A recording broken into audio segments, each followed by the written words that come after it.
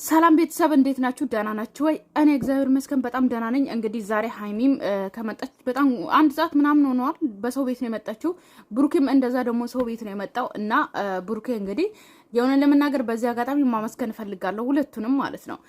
ሰውን ማሳደግን ይወዳሉ። ገባችሁ አይደለ? አሁን የመጡት እንግዲህ ይሄ ሚኪን የማያውቅ ሰው የለም ታውቃላችሁ። በጣም መረዳት ያለበት ልጅ እና ማደግ ያለበት ልጅ ነው። በዚህ አጋጣሚ ስለነሱም እያወራን ደግሞ ስለነዚህም ልጆች ማውራት እንችላለን እና ሁለቱም ደግሞ እንኳን ጥል ውስጥ ሆኖ እንኳን ማለት ነው በጎ ነገር ማድረግን መርጠዋል። ገባችሁ አይደለ? ብሩኬም እንደዛ ሌላ ማነው በታሚ የሚባለውን ልጅ ታውቃላችሁ? ልስጥሮ የሚጠርገውን ልጅ እሱን እያሳደገ ነው። የእሱ ቤት ነው የመጣው ማለት ነው። ሀይሚ ደግሞ በሚኪ ቤት ነው የመጣቸው እና በዚህ አጋጣሚ ሁለቱንም ማመስገን እፈልጋለሁ። ጥል ውስጥም ሆኖ የሆነ ባልተስማሙት ውስጥም ነገር ውስጥ ሆኖ እንኳን ሁለቱም ሰውን ማሳደግን ይወዳሉ እና የሆነ ለመናገር በዚህ አጋጣሚ ማመስገን ወዳለው ሁለቱንም ማለት ነው። ሌላኛው እንግዲህ ሀይሚ ይሄ ሰሞን ደስ አላለኝም የምትሉ ሰዎችም አላችሁ።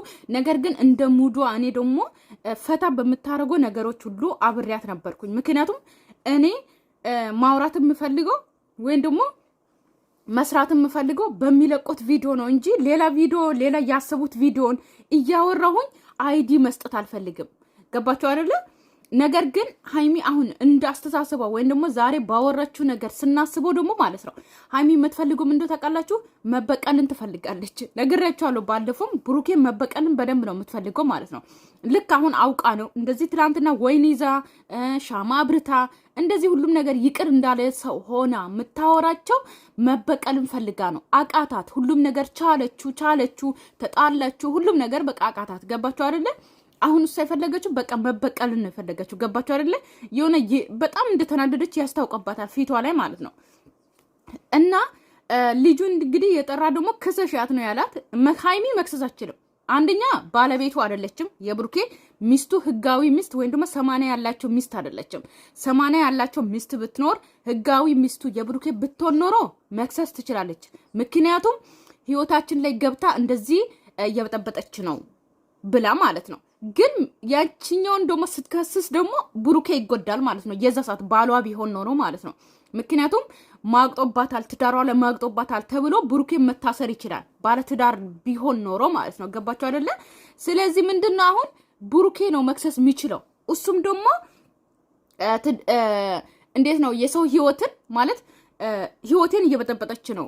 እኔ ያላወቅኩት ነገር እኔ አብሬያት አላደርኩም። እኔ አብሬያት ምንም ነገር አላደረግኩትም።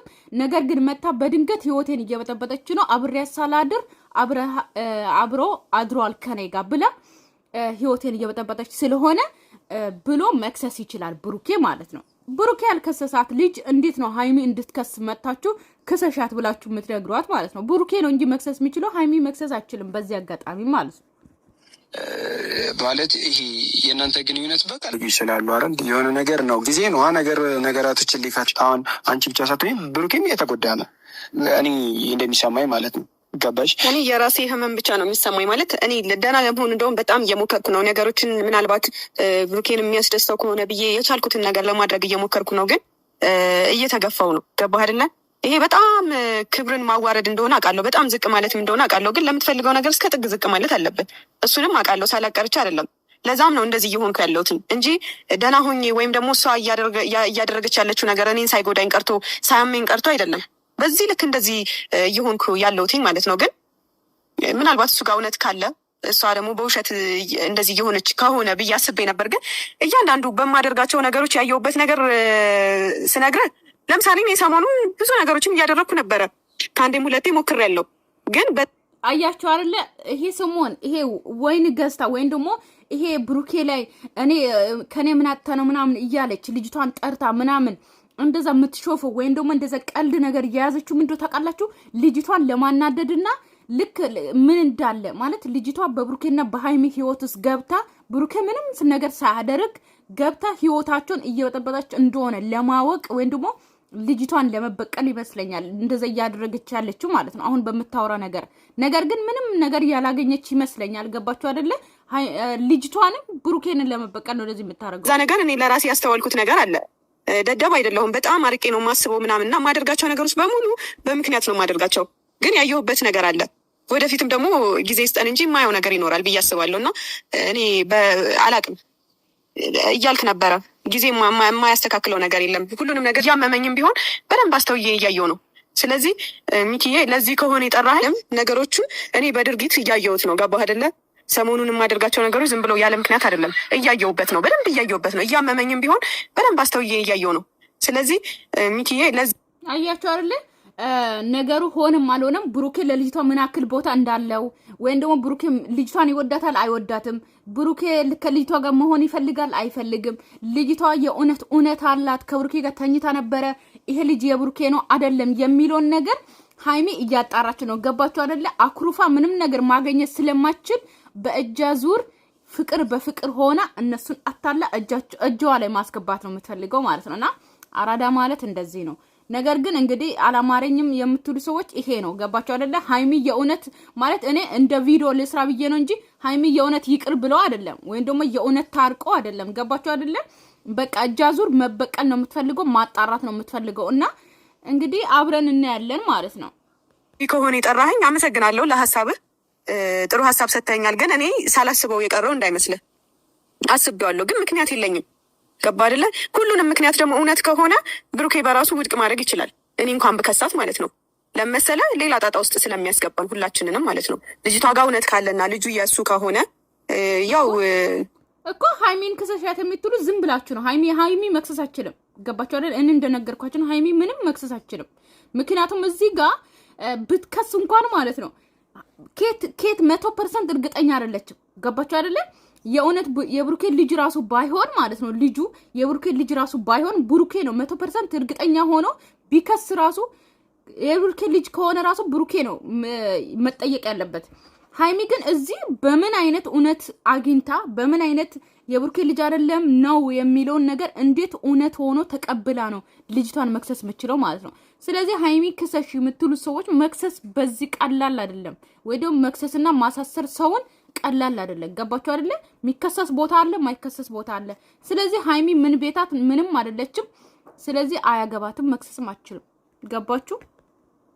አንዳንዴ ምን አለ መሰለክ ሰዎች በስም ማጥፋት ሊከሳት ይችላል። ከኔ በላይ ግን እሱ ነው መብት ያለው አይመስልህም ሚኪ?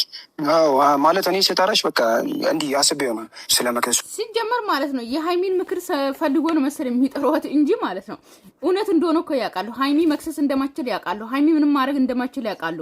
ገባችሁ አይደለ? አንድ ሰው ህይወታችሁ ላይ መጥቶ ሲወጣበት በምንም አይነት ህግ ማለት ነው ስሜን እያጠፋች ነው ብሎ መክሰስ እንደሚችል ያውቃል ማንም ሰው። ሃይሚ ደግሞ የብሩክ ሚስቱ አይደለችም፣ ህጋዊ ሚስቱ አይደለችም፣ ምንም አይደለችም። ገባችሁ አይደለ? ስለዚህ ሃይሚ መክሰስ እንደማችል እያወቃችሁ ሃይሚ ከሰሽን ብትሉ ሰዎች በጣም ነው የምትገርሙት ማለት ነው። ገባችሁ አይደል?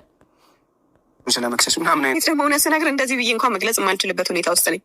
ለመሰለ ደስተኛ ነኝም አልልህም። በእንደዚህ አይነት ደስታ የለም። የምትወደውን ሰው እንደዚህ ተወንጅሎ በእንደዚህ አይነት ክስ ተከሶ እሱ አልበቃ ተብሎ ደግሞ የልጅ አባት ነው ተብለህ በዛ ላይ ደግሞ ክፍተት በተፈጠረ ቁጥር ደግሞ ለካ እንደዚህ አይነት ነገር ይፈጠራል። አሁን እኔ ቀጣይ እንኳን እኔና ብሩክ አብረን እንኳን ብንቀጥል እውነት ስነግርህ በመሀል ብንጋጭ እና ድንገት ከፊቴ ቢጠፋ በቃ ሌላ ሴት ጋር ሄዶ ነው ሌላ ጭቅጭቅ እፈጥራለሁ። ምን አይነት እምነትስ ይኖረኛል? ለዛ ነው መለያየትን እንፈልግ። አያችሁ፣ ይሄ ነው። ገባችሁ አይደለ? አሁን አብዛኛው ጊዜ አሁን እንደ በኦሩታም ልናስመስል እንችላለን፣ ወይም ደግሞ በኦሩታም ምሳሌ አድርገን ማውራት እንችላለን።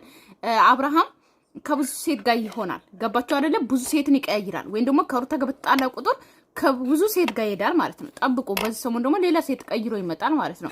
እና ምንድነው አሁን ልክ እንደ ሃይሚ ገባችሁ አይደለ? ብሩኬ አሁን የመጀመሪያው ነው ከሴት ጋር የሴት ጋርም ሄደው ከዛ ደግሞ አርግጅ ያለው ብላ መጣች። እሱም ደግሞ ፍቅረኛው ነበረች፣ የድሮ ፍቅረኛው ሪሊ ማለት ነው። ገባችሁ አይደለ? ስለዚህ ሃይሚ አሁን እምነት የላትም። ገባችሁ አይደለ? ብሩኬን ይቅር ብላ እንኳን ከሱ ጋር ብቀጥል ራሱ እምነት የለኝም፣ ድጋሚ ቢጠፋ የሆነ ቦታ እንኳን ቢሄድ ሴት ጋር ሄደዋል ብዬ እጠራጠራለሁ ነው ያለችው ማለት ነው። እና ምን ማለት ፈልጌ ነው የኔ ቤተሰብ ገብታችሁ ሙሉ ቪዲዮ ሚኪ ነው የሚባለው መሰለኝ በሃይሚ ሼር ውስጥ ታገኛላችሁ። ሙሉ ቪዲዮ ይውለት፣ አበረታቱ። በዚህ አጋጣሚ ሃይሚና ብሩኬንም ማመስገን እፈልጋለሁ ልጆቹን ስለምታበረታቱ ማለት ነው። በተረፈ ሰላማችሁ ይብዛልኝ፣ ሰላሙን ያወርድላችሁ። ነገ ደግሞ በራሳቸው ቤት ይመጣሉ። ባይ ባይ።